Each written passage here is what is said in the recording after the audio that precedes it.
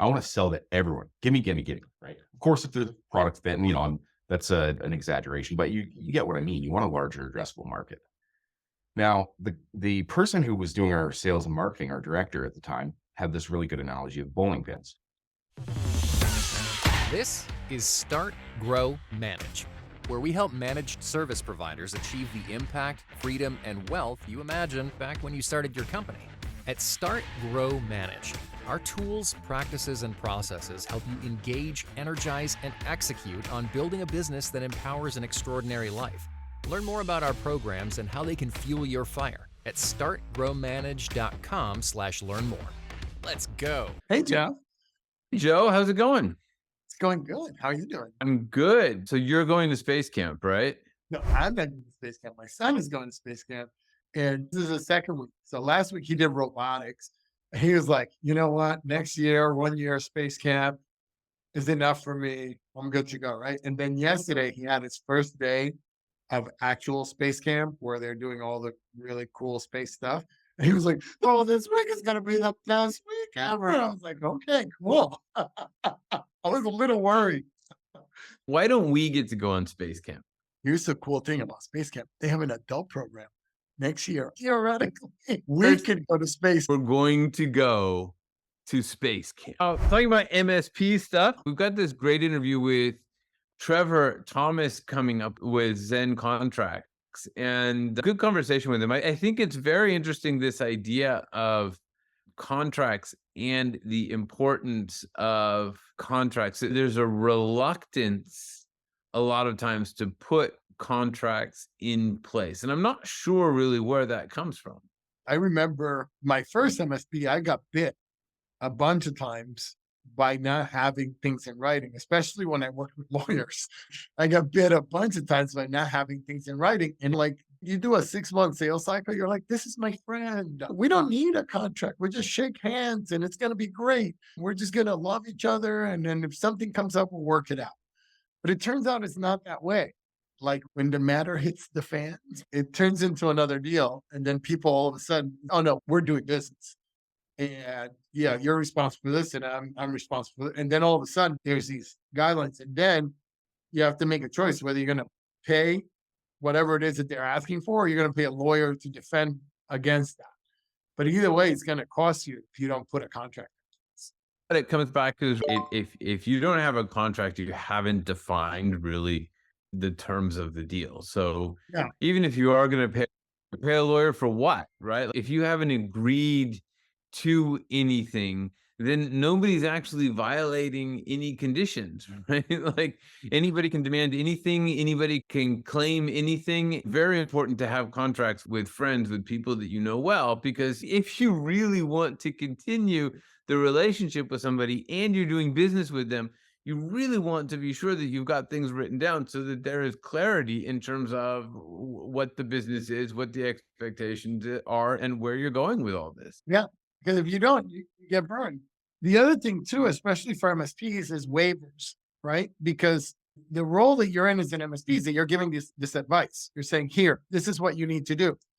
And then if the client says, no, I'm not going to do that. And you're saying, no, if you don't do this, you're not protected. You need to do this. And they say they're not going to do it. You got to get them to sign something that says that they're not going to do it. Because what will inevitably happen is that you told them that they needed to do something. They didn't do it. They get run over by a truck. They didn't do the thing that you said to do.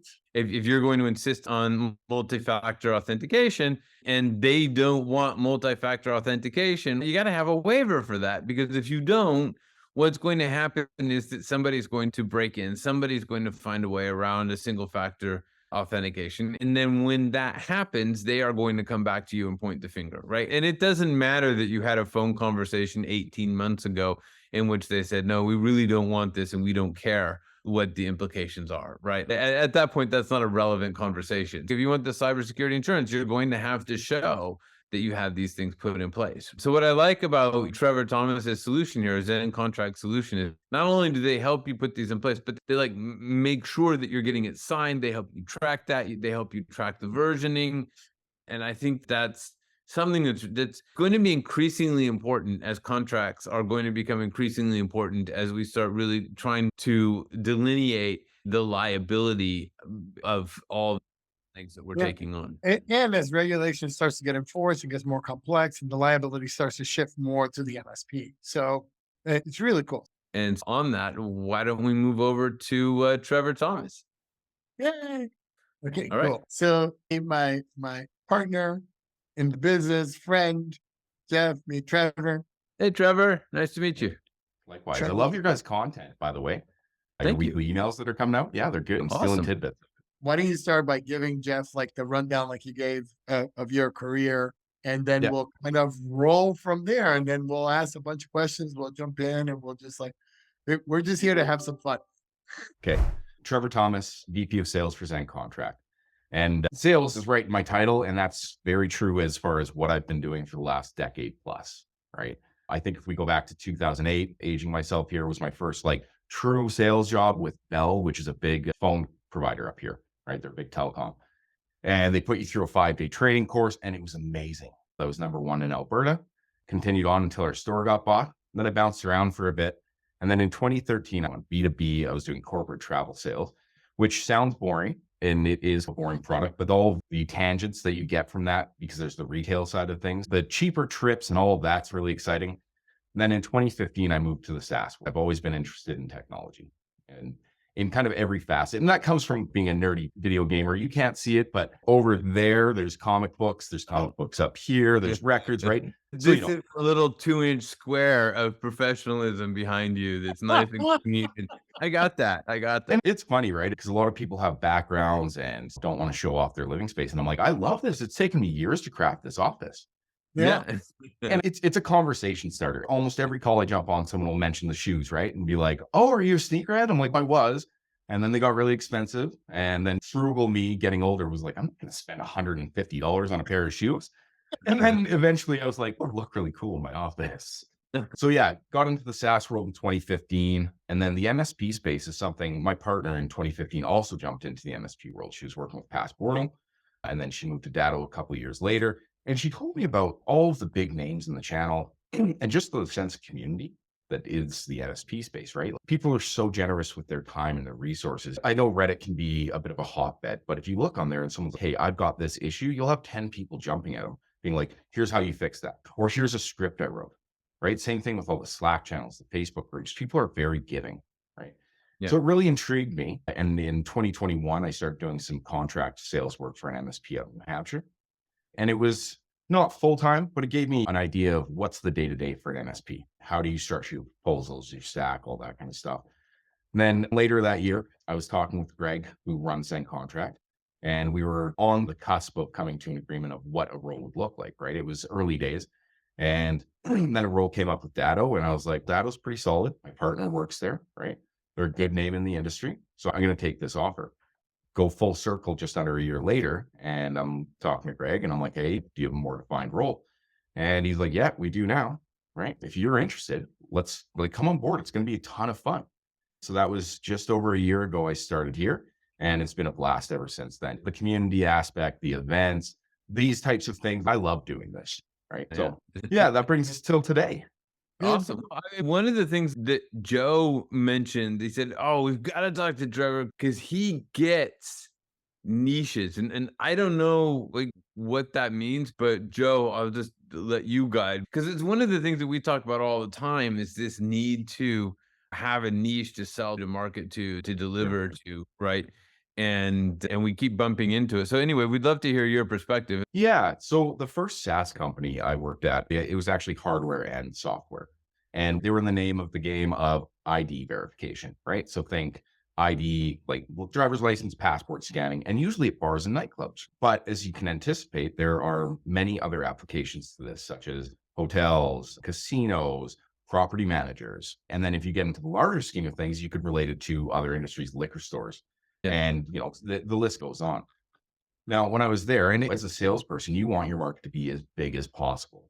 If the total addressable market is 100,000, you want that 100,000. I want to sell to everyone. Give me, right? Of course, if the product fit, and that's an exaggeration, but you get what I mean. You want a larger addressable market. Now, the person who was doing our sales and marketing, our director at the time, had this really good analogy of bowling pins. And he's like, okay, so when you're bowling, what's the first thing you're trying to do? You're trying to knock down that first pin. Because if you don't knock down that first pin, you're not going to get the rest of them. So his methodology was, let's make sure that we hammer that first pin, which for us was bars and nightclubs. Then from there, we can go to hotels and casinos and dispensaries and so on and so forth. So he was very adamant on this. And once we got enough of an established presence where we didn't really need to do much as far as product market fit or marketing, or we had the sales process from the time the lead came in to the time it was closed nailed, then we moved on. Then we did the same thing with hotels. And then we went to dispensaries. Dispensaries was a bit more timely because Canada legalized cannabis at the time. So it just seemed like a natural fit. But we didn't move there until we had the other 2 bowling pins hammered. Then we moved on. And it was very effective because let's say you're an MSP, you go, okay, you've got to be 20 employees. They got to be in this geographical location and they need to have a need for this IT. Okay. Now, if you go down and you say, okay, we're just going to work with dentists. Now you can take that ICP and you can nail it down so much more. And you can go, okay, now we know what software they're using internally. And Joey, you had a really good example of, was it dental? There was one industry that you told me about where it's now we can go in and we can go in with a game plan and say, we know your software. Here's how much time you're going to save by implementing this system. And it's not just, hey, here's our stack of A, B, C, and D. It's here's a stack that is tailored for you. We're talking about architects. And I was like, yes, Autodesk, and you need this kind of workstation, and you need these kind of plotters and these kind of printers. And this is the software that's going to manage your printing, because every time you print something, you charge for it.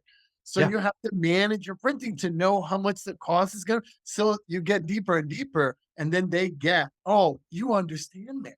The things I need to bill for. The things I guess this thing with MSP space, like you say, it's great as a salesperson to have this massive market, but it's actually in the IT world, it's really hard to sell to because people are just not as interested in just generic IT support. What they want is, how do I track and bill appropriately my print jobs as an architect, which is, and so you got to be able to help them expand and grow their business, not just sit back and say, hey, if you ever have an email problem, give me a call, right? And because the email problems, they're just not as interesting to people these days, right? In that same line of thinking, when I was doing travel sales, I built out this book. Okay. And it was all sales collateral and had various things, some reporting metrics, some like white papers on duty of care for employers. But I had a really good ratio of getting people on the phone and booking meetings. I think I was number 2 in Canada. I won a bunch of awards that year, but it wasn't because I booked demos, it's because I would close a deal. And the way I was able to do that is in the first 3 to 6 months, they had a really good training program, but I took their collateral and put it into a structured book. And I would sit down in a meeting and I would say, okay, Joe, you're HR. I'm going to flip to the duty of care portion. Or Jeff, you're a CFO. I'm going to flip to the reporting metrics and show you how you have granular visibility. Oh, you're the CEO. I'm going to show you how you're going to earn more money and spend less, right? And give you that high level. If you're the admin person, I'm going to show you how you don't have to spend 30 hours a week managing travel. You just have to do 2, right? And here's the incremental costs for it, right? So that's the same idea of going down to this niche. And like you, and probably also with the bowling pins, right? Because then you do the CEO first, right? And then you're only talking to CEOs, then you figure out the CFO and the next one, and now you can go through the whole organization. But you want to be really sure that when you talk to the CEO, even if you only have the one story, even if you only go to the one place, that you really know how to talk to that CEO, right? You can't half-ass it, right? You can't just go and say, this is going to be good for you, man. That's just it, right? It's something that it wasn't so much trial and error. We had a really good collective team. I think there was about 25 of us across Canada doing this business development management. And it was full cycle from prospect to close. After the close, you hand it off to an account manager. But you go in and if you start spewing numbers on savings to a CEO, they're like, I don't care. Just how is this going to impact my business in a positive way? So at the end of the day, our bottom line is lower and we're generating more revenue, right? Same thing. I like that because you're bringing it to a different dimension. Like it's important to be able to niche to your client, but then you're going to sit in front of a human and you have to know what are the interests of that human, right? Because you niche down to a client. Let's say you're going to work with those architects. So let's say if you're sitting in front of the CFO of the architecture firm, his wants and desires are different than that lead architect. different Yep. wants and desires, which are different than the HR managers, which are different. You all out there, you really want to listen to exactly because the thing that Trevor is saying is exactly, my wife has this saying, honey on my heart, right? It's this idea that you not only do you have to know your niche, but you have to know inside your niche, what are the wants and desires of the people that hold the purse strings to your sale, to the thing that you're trying to get them to commit to. And then how do you speak directly to that person so that it impacts them and they see not only that you know their organization, not only that you know their industry, but that you know them. You couldn't have explained it better. If we even go back to, okay, I had more meeting bookings than anyone else. I had half the calls of people. So I'm booking 14, 16 meetings at 200 calls. Everyone's at 400 doing 8 meetings. They're like, what are you doing differently? I'm like, before I pick up that phone, I look at that company and I go, okay, what vertical are they in? What has my past experience taught me about this? And then you dive a little bit deeper and go, okay, here's the regionality. They've got an office in India and in Calgary and one in the States. Okay, now I know that there's probably international travel and I can speak to that and I can speak to the challenges, right? So now I've got my first meeting. Now you use the buyer personas and you drill deeper, right? Yeah. And I'm going to take it even as 100%, by the way. And then I think as well, it's then you have to be able to deliver on that. And I think it's there in your travel example, because you have international travel, you know what the solution is to that international travel. So it's not just about the sales conversation, it's also being able to deliver on that promise. And I think when you've narrowed your business down to be able to do that, it works really well. Yeah. And I mean, there's marketing and sales strategy. There's always a spray and pray methodology, right? Which isn't super effective. That's just it, It right? doesn't work. Like It we've got doesn't so many work. people, they're like, oh, I've just called 1,000 people and nobody wants to talk to me. Yeah, because you're not telling them a story that's in any way relevant to them. Yes, You're when you- talking about their problems. and you're like, hey, we've got this cool thing. It's going to be good for you, I promise. And they're like, that doesn't really strike a chord. Why would I talk to you? That doesn't sound super exciting. Yeah. Yeah. Yeah. What problem are you going to solve in my business? We're going to help you with IT. Okay. That's pretty vague. Our printer's working just fine. And if we go back to Joe and the architects, and there was another one, wait, I think it was a clinic or something where you had helped them with iPads and booking in or something. So we were talking about ophthalmologists, right? And Oh, so there we go. when I went and sat in the waiting room and I saw that they were doing everything on paper, and I'm like, oh my gosh. So all we did was automate the whole thing with iPads and signature pad. And what we did is increase the capacity from 11 to 15 patients to about 30 patients an hour that can be taken in. And then we did the same thing at the back end by automating the logging in and logging out of systems and putting a process in place for the technicians to walk in first, log the doctor in, get the chart up, get them ready. And all those pieces increase the bottom line of that practice by millions of dollars. We're talking about a big practice, right? With 100 employees. That the bottom line they doubled their production. And that's because you're focused on the business itself. I think you and I, did we have a conversation about MSPs that do pest control or something like that? Yeah, we did. And they've got different lineups for each one. Cause they've got, I forget, was it like arborists and pet control or something like that? Pest control. Yeah, that was interesting too, is that you would think pest control, what? But it's an MSP that does pest control folks. And it doesn't matter how narrow you get, there's a market. Yes, that's just it. So when I was working for the ID scanning company and we're like, okay, we've nailed this vertical, we're going to shift to another one. We spun up a totally separate brand. Inner workings are very similar, but the pain points we're talking to, especially so you can resonate with them, were slightly different, right? At the end of the day, the software, the solution is very similar. You scan an ID, it says, okay, this isn't fake and they're not part of any do not rent to or ban lists or anything like that. And then log some metrics as far as demographics, time, flow, all that kind of stuff, right? But when you look at the reports we're giving back to the different verticals for the bar and nightclub, we're going, okay, here is the flow of people, here's your gender ratios, here is when people you're peaking, right? And here's a drop off. So at 11 p.m., you've got a drop off people. Why don't you do a special from 11 to 12? So then we can give them value, like that actual insight, right? Yeah. Whereas if we're talking to a hotel, we're talking about what issues are you facing as far as people trashing rooms? Because we have no process in place. What's the cost of that for each time someone trashes a room, gives you a fake ID? Wouldn't it be nice to have a connected list where if they go to Oakland and they trash a room, now when they go to Sacramento, it's going to be like, yeah, this guy trashed the room. This is the room trasher, right? The stories I heard working with hotels was gross. Anyways.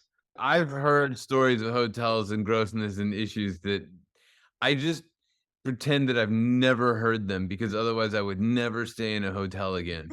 One of the things that I like that you said when we started talking about this is that every time that you secured a pin, right, you spun up a new brand. And it's key for you guys out there to get how important that is.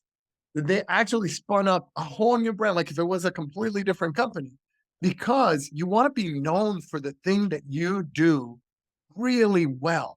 And that's why every time they spun up a new avatar, they spun up an entire brand around it. So just to preserve their nicheness with that other brand, right? And that's key. That's critical to understand, because you can't just keep adding and keep adding. I get crazy with this, Trevor. Like I get crazy with it, but it's because our folks are not paying attention and Yeah. how, like, when you get known for something, people start reaching out to you. They start calling you. Even vendors start calling you that Yeah. serve that same client. They start calling you and saying, hey, how do we work together? And it makes everything easier. Let's look at it from the niching aspect, right? So you go onto your website and you say, we do pest control, right? We're IT for pest control. Or for us, we're ID scanners for bars and nightclubs. That was our tagline, right? Now we get SEO. People who are reaching out to us know exactly what we do. We're getting 7 leads a day, and maybe only 3 of them are qualified. But at the end of the day, that's a hell of a lot better. And the people who are calling us, we could disqualify them. Hey, I work in this industry. I could see a kind of fit, but we're not changing our product for you because that's expensive for us. It makes it harder to manage. So we're getting more qualified leads. We're closing more of them, right? I'm dealing with 95% are bar and nightclub owners, which I'm fairly good at dealing with. I had a couple of beers here and there at a bar or a nightclub over the years. But the conversation just becomes this kind of, okay, I picked up on that thing that guy said. Now I'm going to keep using that as I go forward. You get so ingrained in this industry, right? And then same thing, once we moved into hotels and dispensaries, we're getting leads in a different format, but again, they're qualified. Okay, I have a cannabis dispensary. I'm worried about government regulations for people coming in who are underage because they're going to slap me with a stiff fine. I'll probably go out of business. Now I have all that information from the first time I'm talking to them. They didn't come in through the bar and nightclub avenue. They came from the dispensary side of things. It's easier to have that conversation, know their pain points, know how your solution applies to their business, and overcome those objections as they come up. 100%. It's some sales conversation I was having a while back where somebody referred to the objections as the expected and welcomed objections. So the expected and welcomed objectives, and they're expected because people are going to object, and they're welcomed because you know what they are. So you're ready to respond, right? So now you're ready to really talk about their objections rather than just having to sit back and pray that they love you without objecting, which I think is, I like that sort of approach. But Well, imagine being able to have a conversation. You're like, what always comes up in this is we don't know their internal systems. Yeah. Now, as you're going through your conversation, you just cut that objection off. As far as internal software, you're using A or B, or you're using B, perfect. We'll just keep the conversation going. But now you've already overcome that. You don't know us. You're building trust, right? Then now they know you, and hopefully they like you because you understand their business. And that's why you're having a business conversation. So I'm going to tell you a secret, Trevor. Don't tell anybody else, okay? Just can keep this all between us here. But when you're able to say to them, oh, do you use software A or B? And they say, oh, we use A. And you say, oh, A, yeah. And you've got these couple of problems. And they say, oh, yeah, you've made the sale right there. That's one where they already look at you and like, you really do get me. And yes, usually only A or B, maybe a C. And they all have pretty much the same problem. So like, it's not even that hard to get to. But being able to have that conversation, you give them that moment, that sort of warm and fuzzy feeling, honey on the heart of, hey, this person gets me, and you've made the sale, right? The inverse of that is showing up to a meeting. So let's talk about ZenContract. I jump into a meeting and say, okay, here's how this works, right? Here's all the contracts. Here's how you automate some stuff. Here's how you build in some workflows. And they're like, cool. Do you integrate with products D? And I'm like, oh no, I've already lost all my accountability there. Right. We 100%. don't have that integration. I've just shown you a bunch of stuff that is not pertinent to our solution for your business because I didn't ask one question. And if I was really new, maybe it's because I didn't know to ask that question. Or if I'm dealing with a bunch of different industries, how are you going to know what questions to ask? What questions to ask or where to go with that? Yeah. So tell us about ZenContract. This also seems like a really interesting niche. Definitely from my perspective, it seems very niche, very needed. And so I'd love to hear your take on ZenContract and what you guys do. And I think to give a bit of perspective, I want to talk about Greg Sharp. He's our founder and CEO. And he's been in this business for, I don't want to say how many years, but it's in the decades amount. Don't want to age him because he just had his 50th birthday last week. Oh, I did age him. Oh, too late. Ah, how did that come out? We posted it on LinkedIn. I think I'm good. But he ran a number of businesses down in New Zealand. And his most recent foray was called Base 2. And it was an MSP. And they ended up selling for 10 times EBIT, which is really good. About 5 years before that happened, they were looking to up their operational maturity, right? And a big part of that is your contracts. Are they expired? Do they have the right dollar amounts on them? Where are they? Where are they? Where are they? And there was And no then there's where are they? process. Don't Yeah, forget- yeah. It's one of the key things is we have redundant storage redundantly. But he looked at the business and said, there's got to be a better way. So they developed like a beta for internal use. And then come time, they used the tools for valuations. They sold for much more than they thought they were going to. I think initially they were looking at a 3 times EBIT, ended up selling for 10 times EBIT. And then, I'm sure it clicked much sooner than this, but he's like, this needs to be more widely available, right? Because when you look at the MSP contract process, it's very lacking. I just onboarded a client last week, great guy, decent size MSP. I think he's got 20, 25 employees.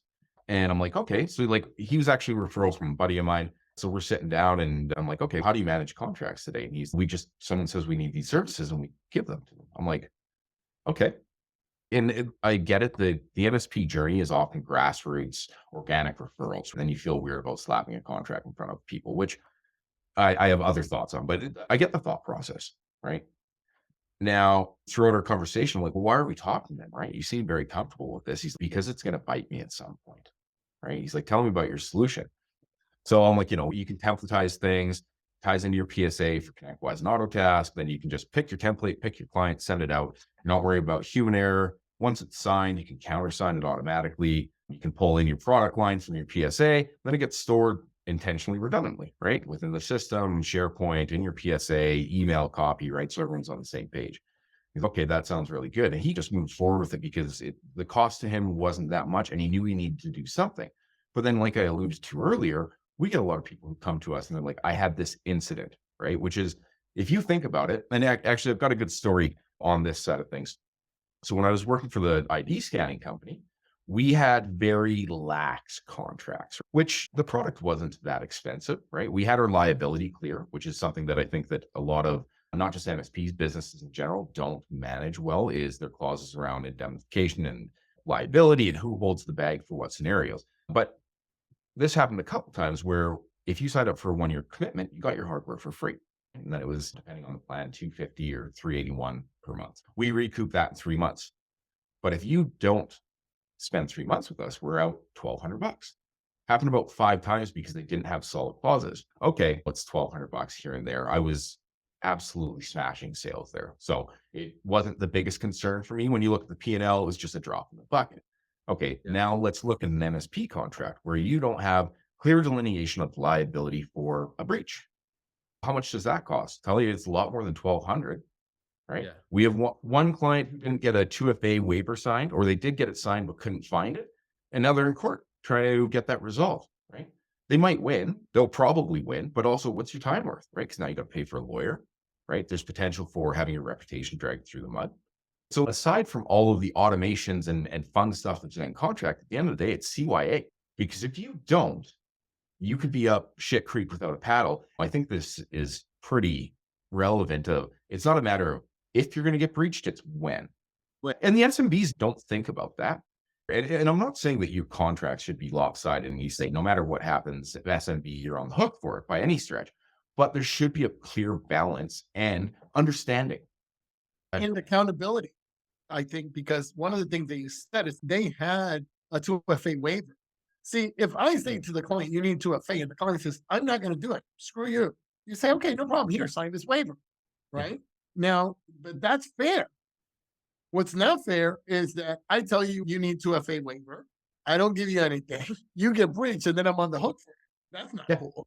I told you needed 2FA waiver, or you needed 2FA. But if I don't have that waiver, And increasingly, that's becoming crucial for insurance and insurance payouts. And your client may actually lose because increasingly the burden is actually going towards the service provider rather than staying with the customer, right? And so having that is essential.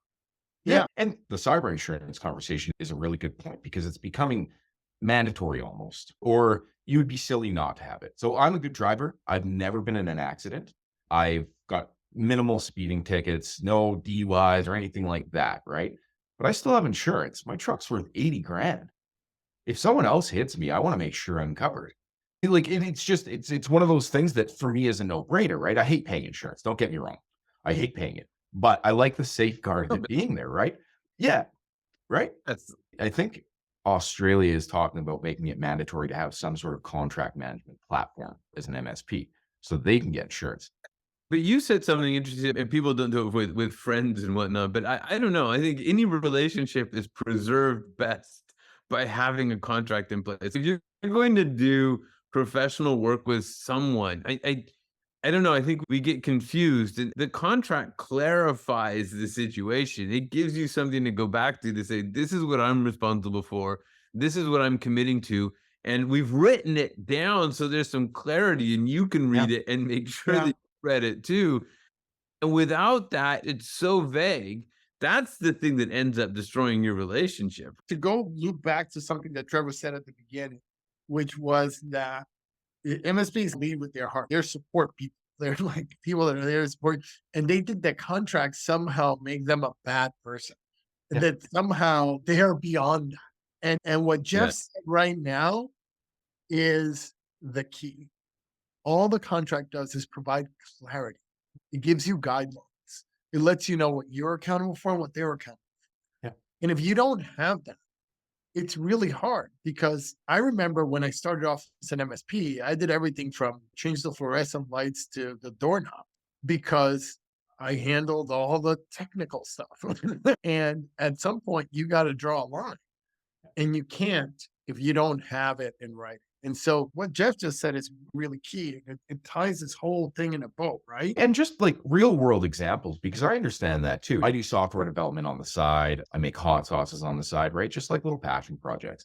And actually this burned me during the pandemic. I've got a software development boot camp diploma. So by no means am I a computer scientist, but I know enough to be dangerous and build a full web application.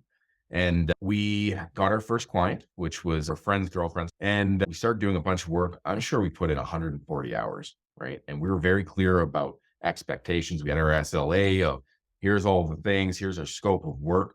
But the contract was not binding. But I'm like, it's my buddy's girlfriend and she knows exactly what she's getting. So we had an MVP launched, right? The only thing we didn't do was host it yet, but we were hosting it on our servers and it was launched. And she pulled the plug and said, no, I want an iOS application, which we told her the whole time was going to be like 150 grand. We're going to do the web app, which we said to start with. And then if it takes off, then you get an iOS and an Android app. And she just straight bailed on us. So 140 hours minimum on that, times 2 people, right?